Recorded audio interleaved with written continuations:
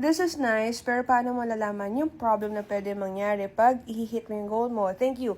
Tawag po namin dyan ay parang risk management. Ibig sabihin, inaalam mo na or nagko-forecast ka na ano yung mga possible worst case scenarios na pwede mangyari pag hinit mo yung goal mo.